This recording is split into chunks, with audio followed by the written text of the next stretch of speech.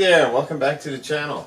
So I was going to come up here last night, but I was just too tired, got worn down, and fell asleep actually and didn't make it. So bass day, wait, you hear that? Bass day. So this is my Gibson Victory bass. I've probably made a video about this at some point, not lately, but probably several dark videos ago. Those videos are kind of dark and grainy looking, but I did make one about this bass, and it's a really cool bass. I bought this in Atlanta. I forgot the guy's name. Really cool guy who had played in bands all through the 80s and into the early 90s probably. And he was just an old schooler. And you can see like the cigarette, where the cigarette sat here on this bass. And this Gibson Victory bass, the idea of it was to copy the P bass and make it even better. It's got this crazy like flame maple three-piece neck on it. Thing's like a weapon. I mean, it's like so massive. I like the upside down headstock, or I guess this isn't an upside down headstock. It just looks funky. It's like a Firebird or Thunderbird headstock, and like kind of like an Explorer. But it's a monster, and it's freaking heavy. I forgot how heavy it is. It's like 14 pounds or something nuts. I mean, it's like so heavy.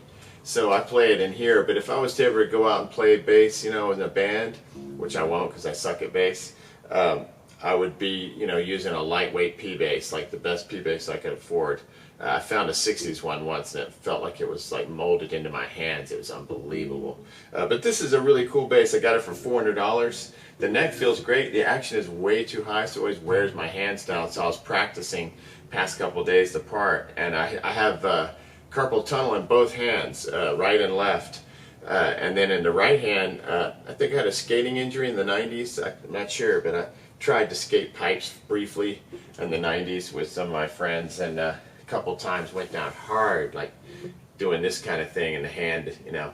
And a doctor showed me how to pop it back into place, so like the hand gets messed up pretty bad, goes numb, I can't even use it. And if I learned from a doctor who was looking at it, he held it in both hands, and I pulled and he pulled that way, and I could feel it pop back into place. And once I realized that, I've been doing it ever since. Instead of getting surgery, I just check it every once in a while, and you can feel the bone kind of slide back into place. Probably not a great thing, but you know, what are you going to do? But my hands get like super tired, and I should lower the action on this bass. I was doing some reading about the bridge. It's a really cool bridge. There's an amazing site called Vintage Bass and Guitar. It has several pages bouncing off of it, and they've got a whole Gibson Victory bass page, you know, dedicated to it. And this particular bridge I was reading about, it's a really cool bridge, really nice, really well made. And I figured out how to lift and lower it. I just haven't gotten around to it, and I didn't want to do it in the past couple of days, because whenever you do stuff like that on a guitar, it takes like a week to fully settle down. It'll just, you know, won't hold tune as well for a minute, and it's just like settling. And this guitar, it was built in 1981, you know, so it's kind of set in its ways at this point, I would think. So I don't want to make any major changes and then have it weird out on me tonight, like not stay in tune. And I've been waiting for it to kind of warm up and, you know, acclimate itself to the environment so that it will stay in tune. But I love it. It's just a monster, and it's really heavy. I think if I got the action down a little bit lower, and I like high action, don't get me wrong, but it's like nuts high. It's like way up there. Sounds really good though. The tone is awesome. It has like a P bass tone basically. One pickup that you can go single or what do you call it? Parallel or can't get the words out. But it does the two different circuit options, series or parallel. The parallel is like way thicker. It's like, this is series, parallel. It's kind of like neck versus bridge on a guitar or on a P bass. But this was built in 81, like I said, according to the serial number. And I just read today or yesterday that like 70% of these, maybe even more, were built in 1981, even though the line ran from 81 to 86. It ran for 5-6 years production officially. Sounds like most of them were made in 81 and just, you know, slowly sold. I don't think this thing, I've never seen one in person. I've never seen another person that owned one. And usually they're red with two pickups and it's active. This one's just a standard like P bass setup with just one pickup. And mahogany body, ebony fret, what's this, rosewood, I forgot. Yeah, this is a rosewood fretboard, not ebony. Usually you have ebony with Gibsons, but it's a mahogany body, maple neck, obviously, and yeah, it's just a monster. It's gone up a lot in value and over the years, but I don't know that I would make it like my first choice for a bass. I just wanted an American-made bass, and at the time, P basses were like, you know, over $1,000. This was only $400, and I'm not a bass player, so I was like, and back then I was a Gibson-only guy, like Gibson Les Paul for life, I thought, you know, and I still love the Les Paul, but you know, the Strat got my captured my imagination as well. All right, so if you've never seen me do the bass thing, we're going to go directly in, and I know everybody's going to kill me, and I should have done something about this. Like, you could make a guitar cable with balanced input, so you could put it in this input and it wouldn't slip out, because guitar cables slip out of there. So I just electrical taped it. I'm going to figure out a permanent fix, I promise. I know that's stupid to everyone that I still have that dumb issue, but it would be annoying if it popped out during a take. You know, you're getting a good take and bam, the thing slips out. That's the only downside to like connections. The connections are very versatile and usable. It's just that guitar cables like TRS type stuff can slip out of there. I don't know if guitar cables are considered TRS, tip, ring, sleeve. I'm sure they are. I don't know. Okay, so now what I usually do, I'm going to just get on with this. I've got the after I talk for like an hour, I've got the high Z on because we're plugging directly in. I've got my level on that channel at 100, and I check that by going to Pan EQ, making sure we're in track 1, and you scroll down or push down on your arrow key until you get to you know, the fader, and it's at 100. And then I'm going to hit 17. Well, then I'm going to hit Pan EQ again, 1724, and make my way over to 24, which is the master. And see, it was only on 83, which is why my levels were weird. So you always got to check this stuff before you start tracking. Don't just think everything's good, because it's not usually. It was on 83, needs to be on 100. Now it doesn't have to be, but that's how I get the best signal to noise ratio.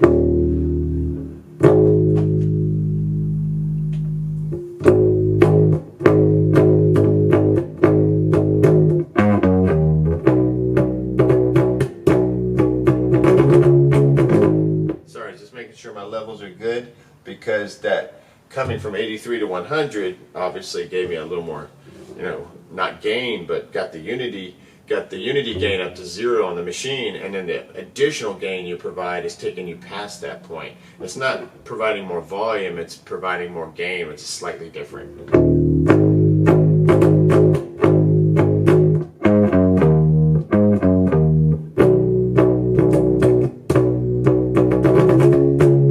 Okay, so those doesn't look like mainly I'm looking to not peak, and this is why I do direct effect bass recording as opposed to having a proper bass amp and miking it the way I do the Deluxe and the 18 watt. Mainly because when I used to record on tape, when I was first getting going and I was using a tape machine because I was obsessed with having all analog recordings, I found bass to be incredibly challenging. You have to know what you're doing with the compressor, with limiter, mic placement, the amp, everything. And what you find is you get a lot of surges. So if you play a note like something like that, big bow, like a heavy, like if you're doing like this, you're okay.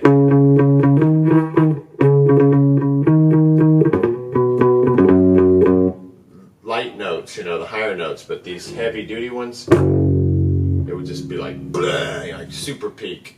So I found it to be super challenging, and I decided that since the bass sounds good through this direct, and the effects sound good, and I use mic 2 pre, and to do that, you go to effect, you're going to turn it on, you're going to go to bass, and then my patch that I always use is 2 pre, but there's lots of them. I've gone over, if you go and look through all my videos, there's lots of talking about bass effects and stuff, and I think the bass effects actually sound decent. The guitar effects sound fine, but I don't love them. I really like to have a guitar amp, but like I said, due to my technical limitations as far as recording goes and recording bass, I need to tackle that one at some point, because I know I'm going to get a cool bass amp like an SVT or a Portaflex or something awesome, maybe something Fender, that I can use for bass. This actually sounds good with bass, but you have to have speakers that aren't going to get fried, like a 15-inch bass speaker as opposed to 12-inch guitar speakers. They'll get cooked fast. And I've got a 15-watt Alnico in there that'll smoke that. Voice coil will be melted in seconds if you start hammering away on bass. All right, so let me just show you the part real quick so you'll know what I'm up against. It's simple. It has a few little neat things going on. Not really, but for me it does. And I'm hoping I can just get this done tonight. And then the second part, I do two parts. I'm going to fade. And on the outro, I'm going to use my fingers as opposed to the pick. So the first part will be pick, the second part will be finger part. And that part's really simple because I'm not much of a finger player. I just thought it'd be cool to finally try it. I've never recorded with my fingers. It's always a pick. It's basically a shitty guitar player, not a bass player. Okay, here we go. So I'll just show you the intro. It goes like this. There's two little parts. I mean the bulk of the verse. Here we go.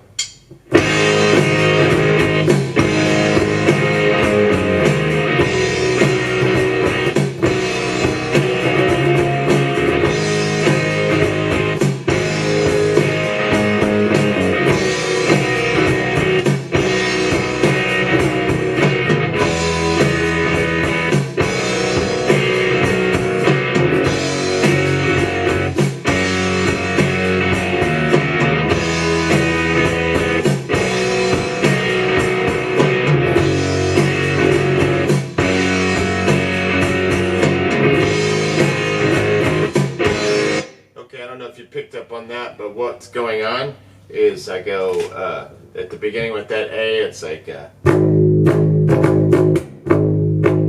walk down,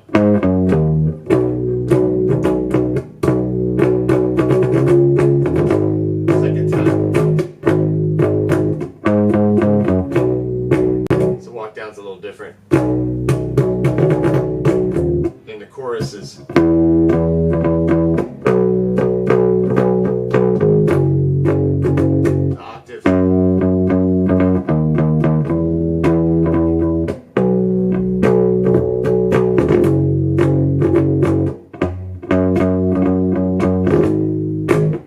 song. And then let's go forward to like where that happens at 220.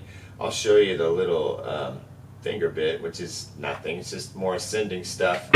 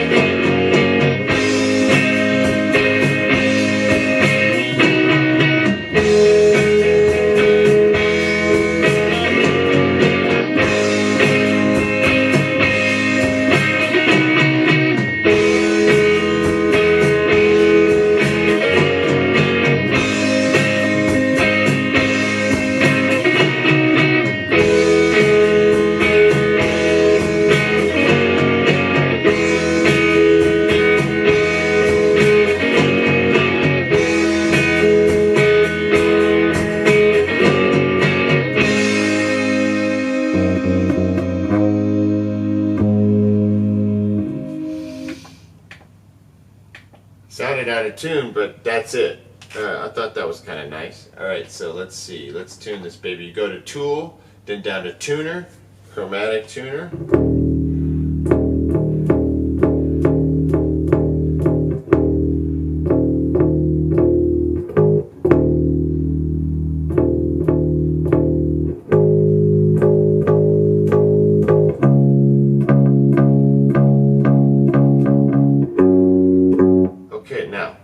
Got it in tune, relatively speaking, and I'm hoping I can just kill this. Don't mean to make the bass seem like it's less, but I'm not a bass player, and that guitar stuff just about killed me. I mean, not really, but it's just way more to it than I had envisioned. I guess because when you're playing chords and you're trying to be precise about it, and you have a tendency to pull on the strings, you got to make sure you're executing properly so that it doesn't sound like a weighty mess, which is what it was sounding like. But now it has the proper amount of mess now. It's cleaned up a bit. Okay, so let me just see if I can kill this. I really want to knock this out. Wordplay.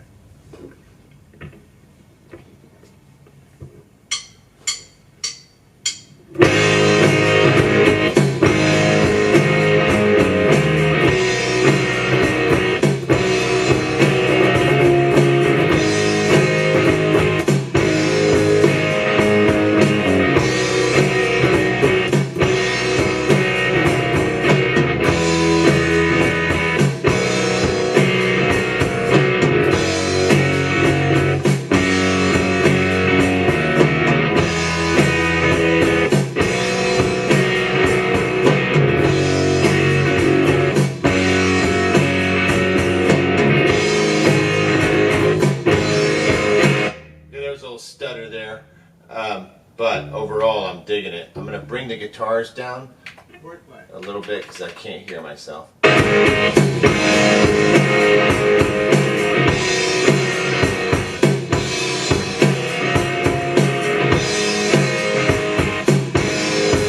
Notice I got that bass drum up. I'm going to turn it up even more because that's what I'm trying to cue on. John Bonham meets John Paul Jones right there, you know, because that's where the slam comes from. People try to get heavy by getting more and more gnarly guitar distortion and more like, "Urgh." But the heaviness, like you listen to Zeppelin or Sabbath, you know, the heaviness comes from the bass and the drums lining up and just slamming. That's where the heaviness really comes from. Guitars aren't that heavy because, you know, they're stuck in the mid-range, upper mids. The bass and the drums, man, that's where the heavy comes from. Hammer of the gods. Wordplay.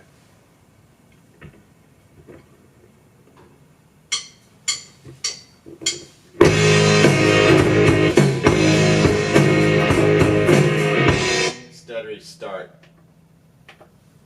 I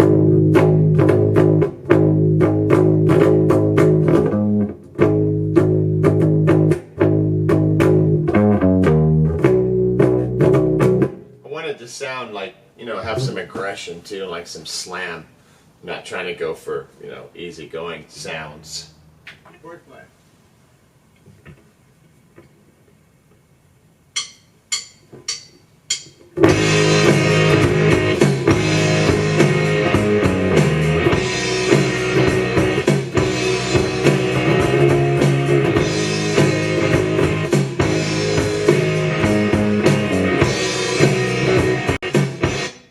Didn't kill that note. Wordplay.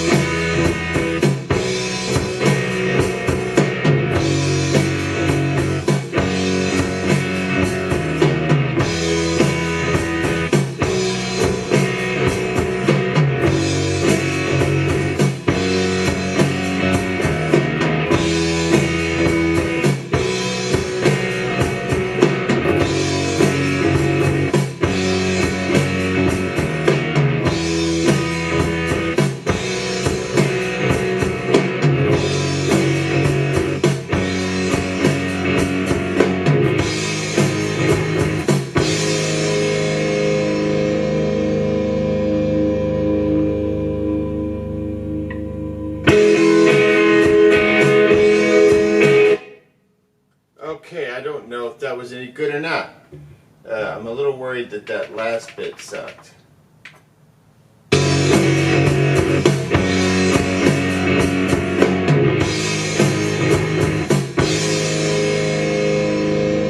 That was okay.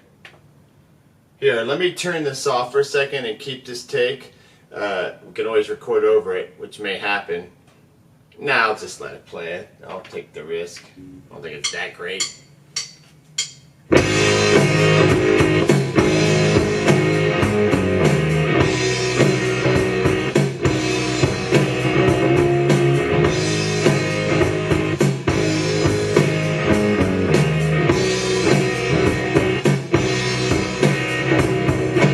Did it wrong the second time. I'm also going to pull it back just a tiny bit so I don't get any distortion.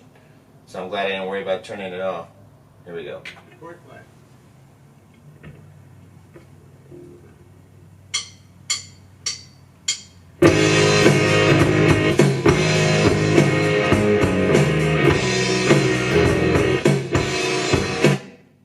Poor execution. Record play.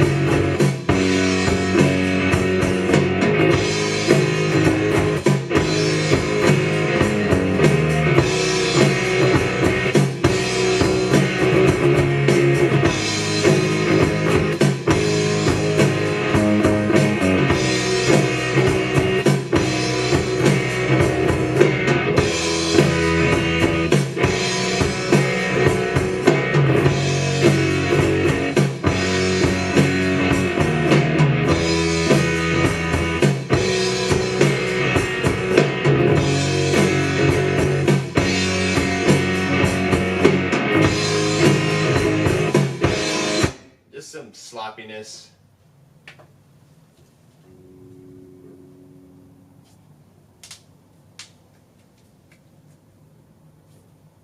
Alright, let's do this. Record play.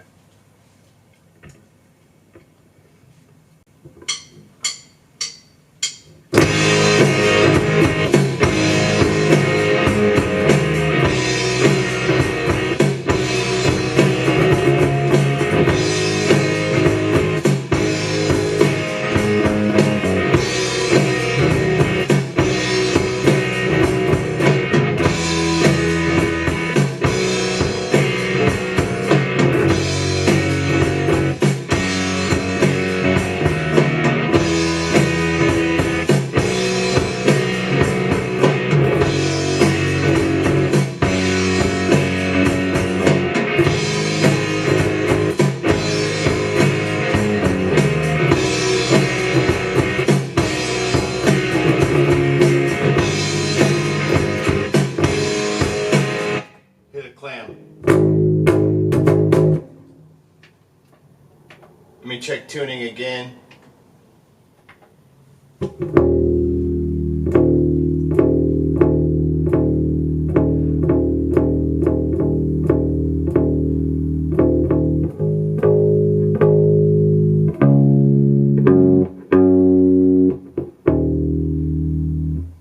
Okay, here we go. Record play.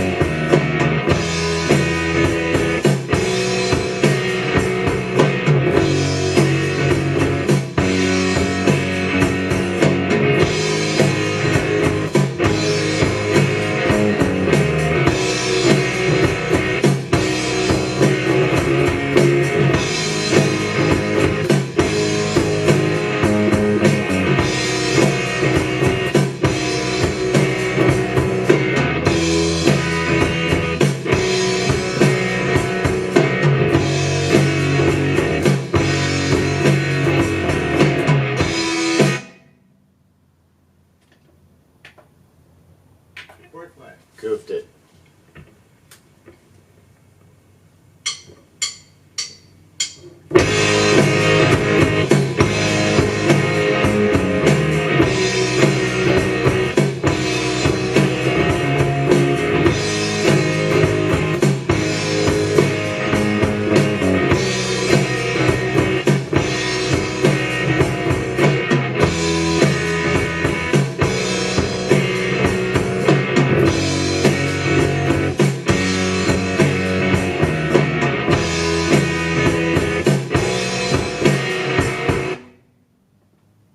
That dun dun dun dun dun dun. Goof that. Fourth flag.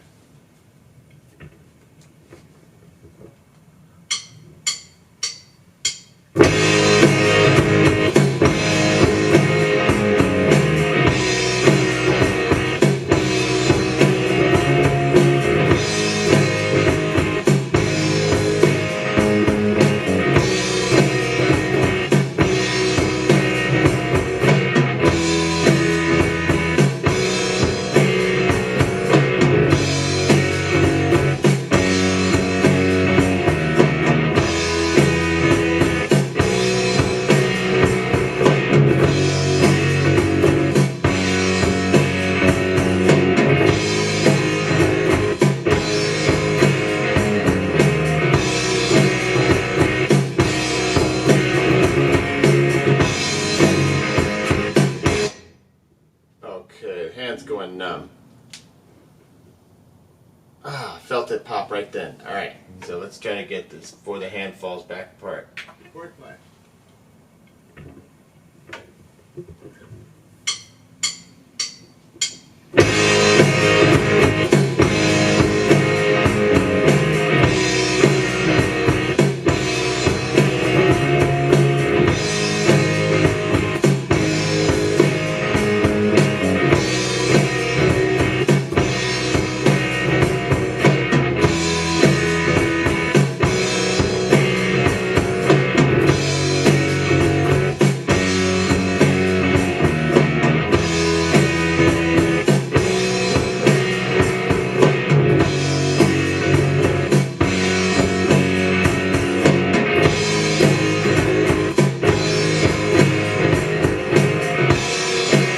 Made a mistake coming out of the thing, which made me think about the A too much.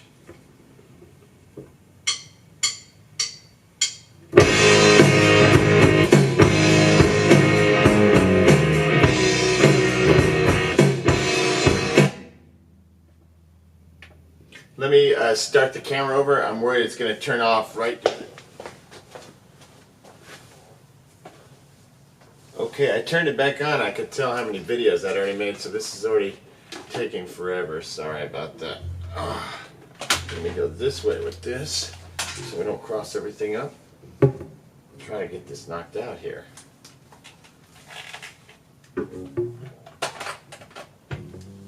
Okay. Check tuning one more time.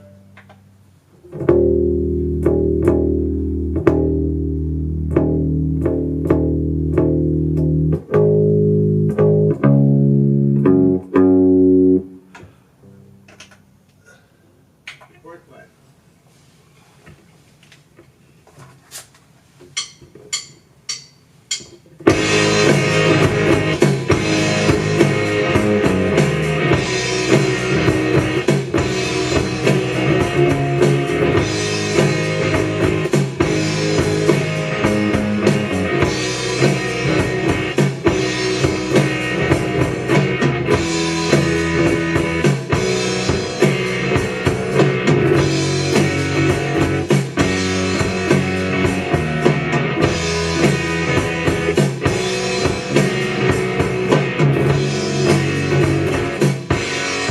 Just cruddy execution.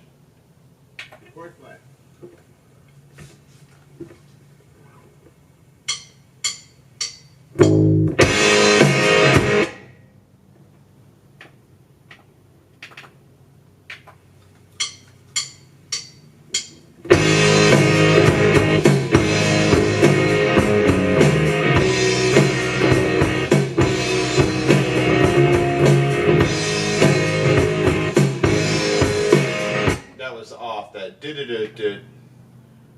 Got a little stupid with it.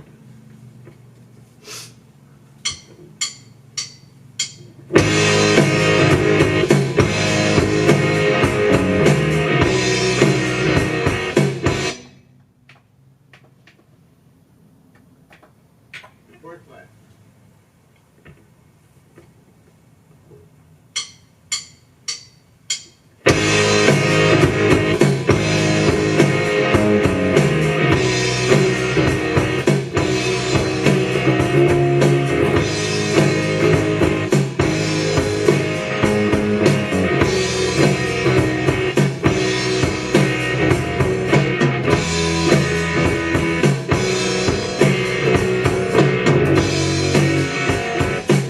Hands are starting to get tired. Might have to come back tomorrow.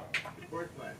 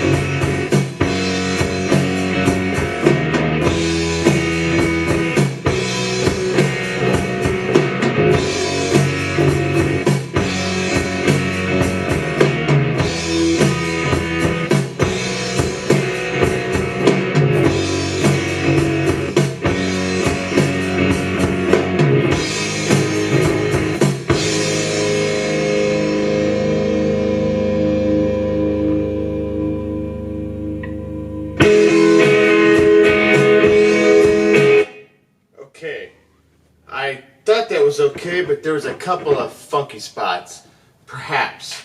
So I'm going to just hear it back really quickly, and I'm going to unplug. Oh shoot, it's on battery. I have to just turn it off, unplug, turn it off. Don't listen to me. Just to save it, because it might have to do it again, but it was sounding pretty good. There was one note that just sounded sloppy, but if it doesn't stand out, I can always do it again when I come back.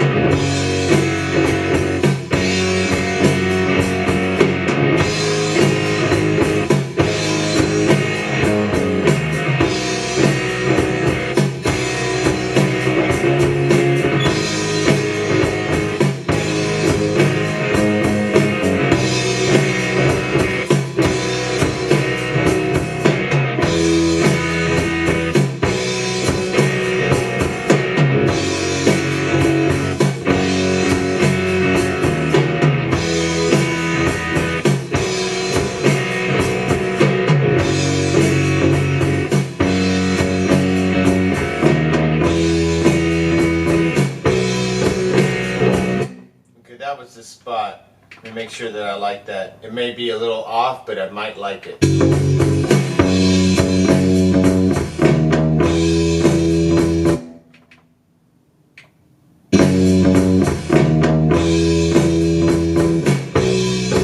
I'm going to do it again because I hear that weirdness right there.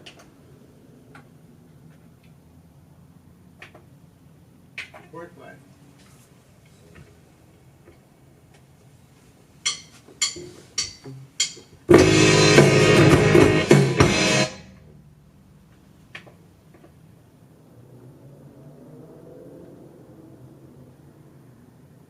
Fourth flat.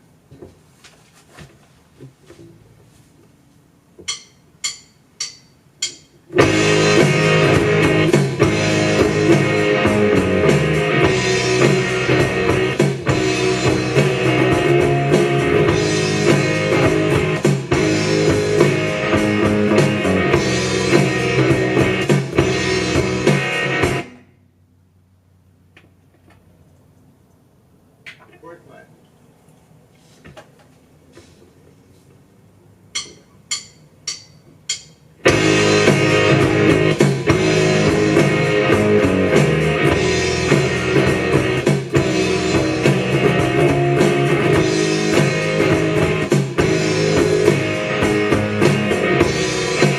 Ah.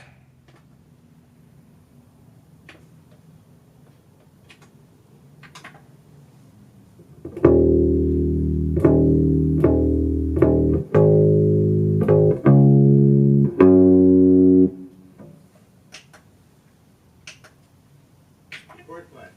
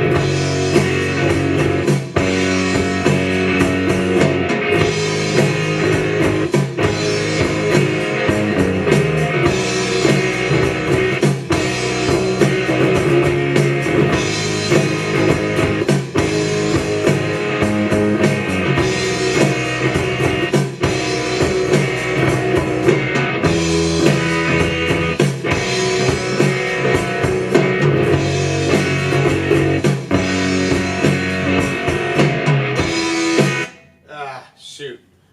This hand is getting tired. I wish that other take had made it. It was almost there, but it just had one clumsy stumble on the chorus. Fourth flat.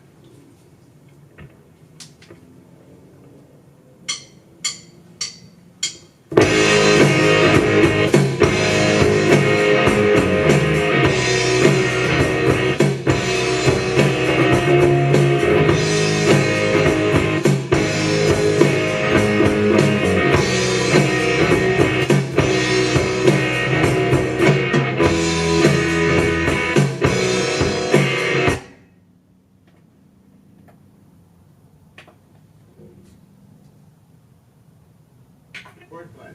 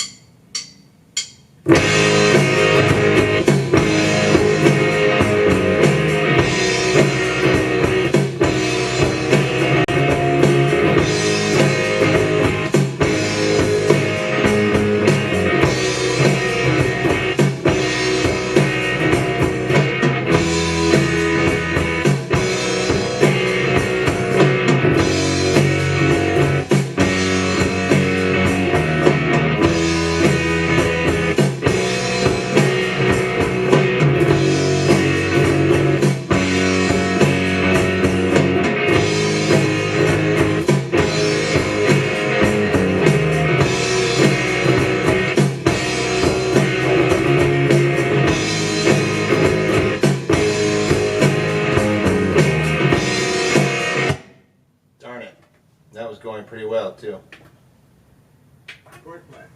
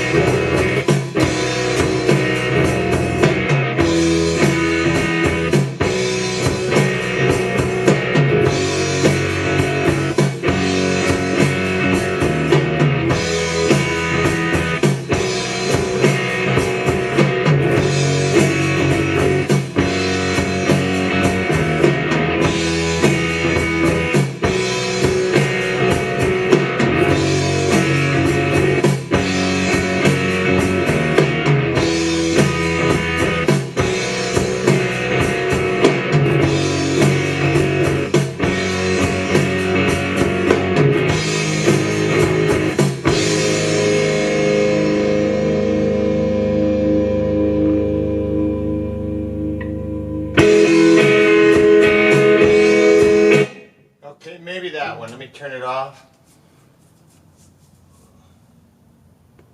Turn it back on and let's play her back.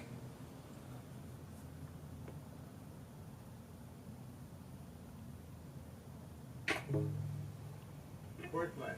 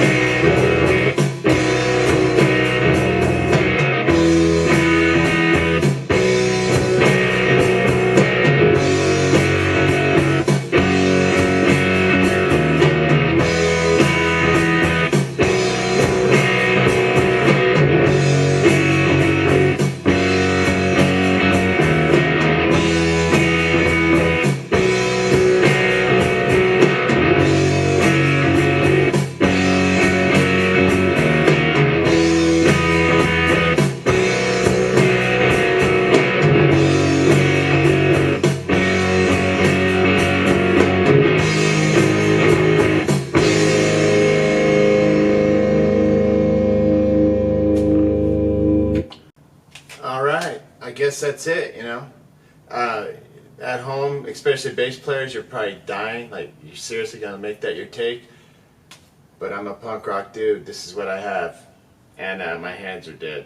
So now, we're going to switch to the finger playing part, the non-pick part, the outro.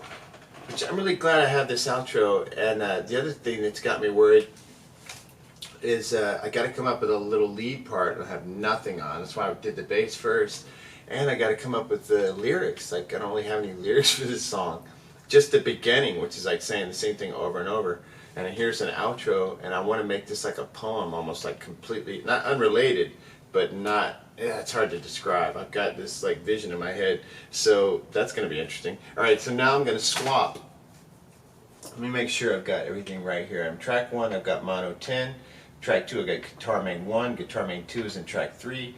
Guitar outro's in 1, 2 is in 5. So we're going to move it from 6. We're going to swap 6, number 6, for number 1. That moves our bass, the first bass part, over to 1. I mean over to 6. And then I'm going to rearm number 1, go to panty Q, make my way down, make sure everything's at 0, and that the fader is at 100. We know that our master's at 100 because we just recorded and nothing's changed. So now I've got to just work on this bit. Oops, I bet I messed it up. No, I didn't.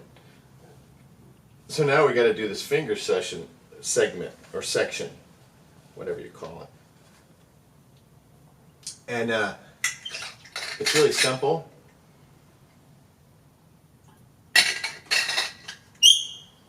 I wonder if I should switch to the parallel setting to get it fatter, like more bloomy, because it's the finger thing makes it a softer delivery, which is what I wanted on this. It's such a beautiful guitar. I didn't want like a percussive pick attack. I wanted like a bloomy, surging bass underneath it, which is what the genesis for this idea was. Let me check tuning one more time here. Need to fix that scratchy spot. I've never opened this bass up before. It's all original as far as I know. This looks like the original switch. Pick guard's like melted to the finish.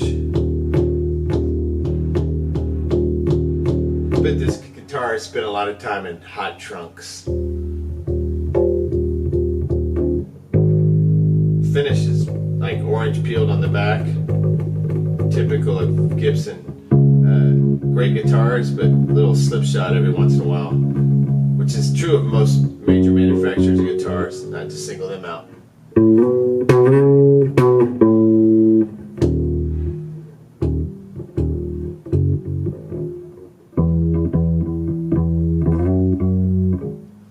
Okay.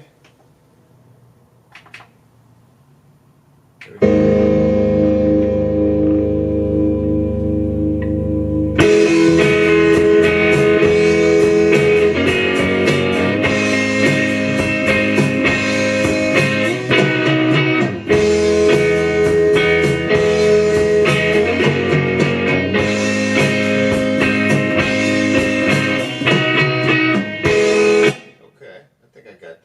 Those guitars are way too loud. Let me play this.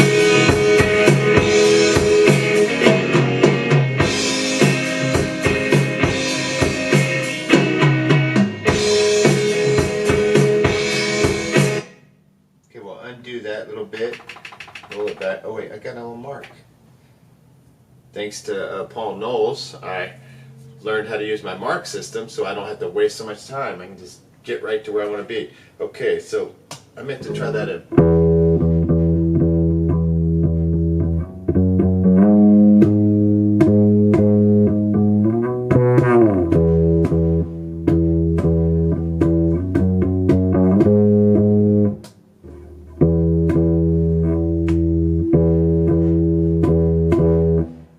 Okay, here we go.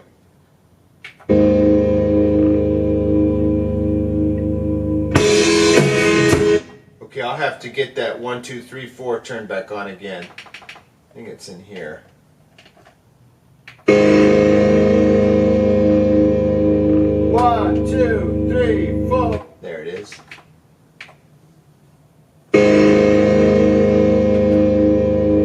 One, two, three, four.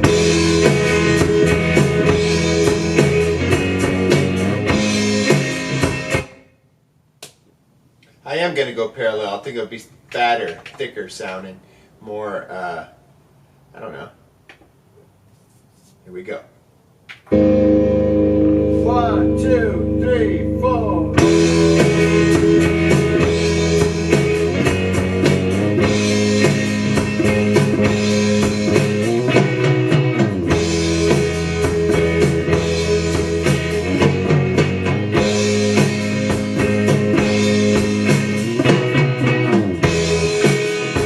I'm starting to get the vibe on this.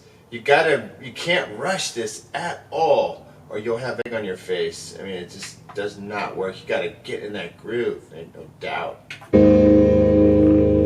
2, 3, 4.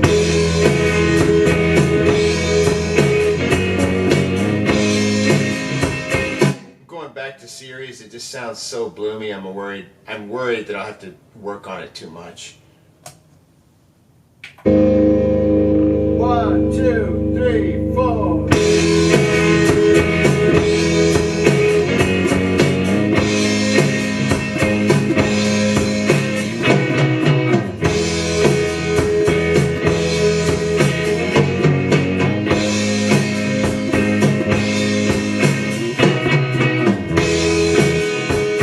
The third one, I did not nail the go home slide. Just kind of got there too soon. Tricky. You cannot be rushing this part. 1, 2, 3, 4.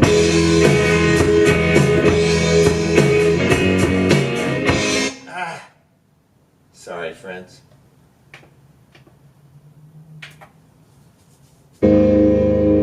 One, two, three, four.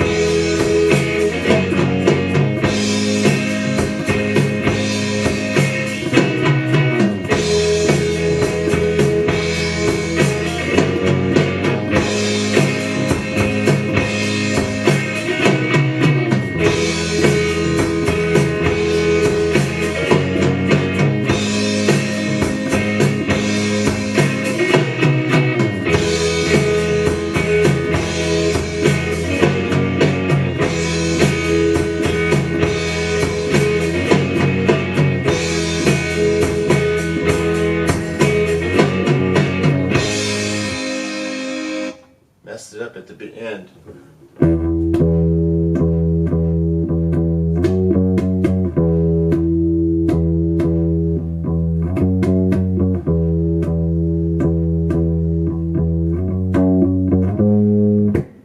Okay.